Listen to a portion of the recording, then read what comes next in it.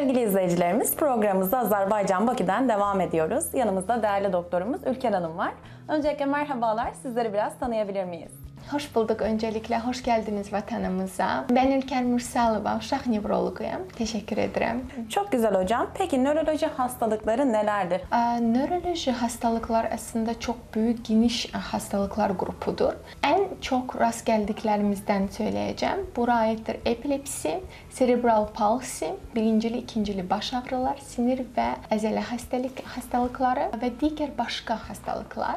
Pediatrik nevrologiya 0-17 yaş uşaqlarda beyin, onurğa beyni, sinir və əzələ xəstəlikləri müalicəsi və diaqnostikası olan müşahidə olunan tibbi sahədir. Və nə zaman ümumiyyətlə valideynlər bizlərə müraciət etməli? Əgər övladında hər hansı bir inkişaf ləngiməsi görürsə, məsələn, 1 yaşında övladı, məsələn, oturmursa, başını saxlamırsa, 2 yaşında uşaq yerimirsə, bu artıq bizə göstəricidir ki, övladımızda inkişaf ləngiməsi gedir.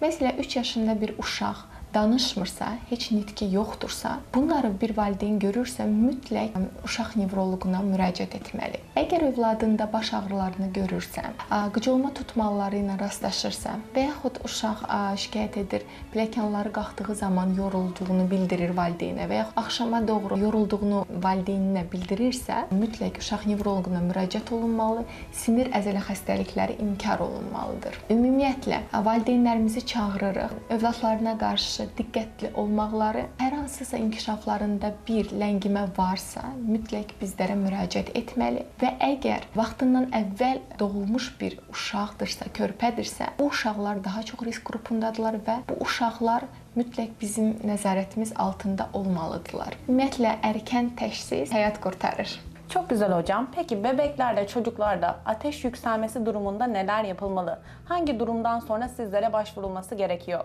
Bir uşaqda ateş yüksəkliyində bir qıcolma tutması görürüksə, bu zaman mutlaka bizə müraciət etməli. Aslında bu fibril qıcolmalar adlanır və bunlar qorxulu deyil uşağın gələcəyi üçün. Bu davam edər 5-6 yaşına qədər uşaqlarda görərik fibril qıcolmaları. Lakin nə zaman qorxmalıyıq? Əgər qıcolma tutması 15 dəqiqədən çox çəkərsə, bu zaman və həmin bu uşaqda inkişafında hər hansı bir geriləmə varsa, burada artıq mütləqa biz tərəfindən müalicəyə başlanmalı. Ateşdən sonra qıcolmaları görürüksə və bu 15 dəqiqəyə qədər çəkirsə və uşaqda heç bir inkişaf pozulması yoxdursa, tamamilə normal, yaşına uyğun bir uşaqdırsa, bunlarda sadəcə biz deyirik valideynlərə çalışmalı, ateşin qalxmanı gözləməmək. Məsələn, 37,5-dırsa ateşi artıq müdaxilə edib endirməsi, başqa bir şey etməməsi. Qıcolma tutmasını uşaqda görürüksə, biz valideynlər nə etməli?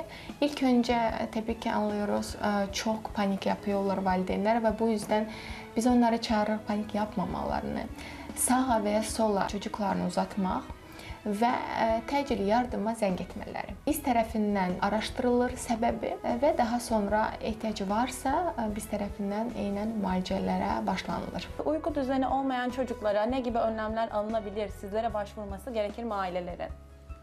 Evet, tabii ki uyku düzeni çok önemlidir çocuklarda. Neden önemlidir? Çünkü uyku düzeni olmayan uşaqlarda zihinsel problemler görərik. Mesela təkcə zihinsel biz taraftan da değil de boyunda problemler görərik bu uşaqlarda. Neuroloji bir hastalığı olan uşaqlarda, mesela epilepsisi olan uşaqlarda qıcolma tutmalarını daha tetiklər. O yüzden mutlaka uyku düzeni olması gereklidir bu uşaqlarda. Bunu nasıl yapıyoruz? Adeten biz söylüyoruz, ona kadar uşaq yatmalı, artıq uykuda olmalı. 2 saat uykudan önce ekran məruzəti olmamalı. Karanlık bir odada, sessiz, karanlık ve yatmamışdan önce havalandırma yapmamız gerekli. Ve bundan sonra artık çocuğumuz uyuyabilir. Çok güzel hocam. Peki sizlerin mesleğinizdeki başarılarınız ve gelecekteki hedefleriniz nelerdir? Aslında gelecekteki hedeflerim birçok.